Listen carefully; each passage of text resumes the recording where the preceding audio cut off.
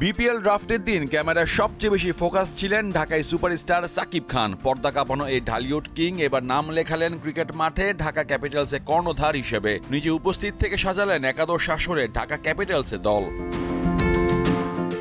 প্রথম দুই আসরে টানা চ্যাম্পিয়ন ঢাকা 2016 সালে বিপিএল এর শিরোপা জিতে সব শেষ। নাম বদল হয়েছে 3 দফা, তবে ট্রফি জয়ের লক্ষ্যটা বদলায়নি একটুও। এবার নতুন মোড়কে ব্যাট বল হাতে পুরো বাংলাদেশ শাসন করতে চায় তারা। দলের প্রধান কোচের দায়িত্ব পেয়েছেন ক্রিকেট মাঠের পরিচিত মুখ খালেদ মাহমুদ সুজন। বাংলাদেশ ক্রিকেটের কাটার মাস্টার খ্যাত মুস্তাফিজুর রহমানকে সরাসরি চুক্তিতে দলে ভেড়ায় ঢাকা ক্যাপিটালস। সাথে তানজিদ হাসানের মতো তরুণ ওপেনারকে দলে নিয়েছে ঢাকা। তার সাথে উদ্বোধনী জুটিতে দেখা যেতে পারে লিটন দাসকে, তাকে নিয়েছে ড্রাফটের মাধ্যমে। উইকেটের পেছনেও থাকতে পারেন তিনি, যদিও মুকিদুল ইসলামের মতো আরেক হার্ড হিটার রয়েছে ঢাকায়।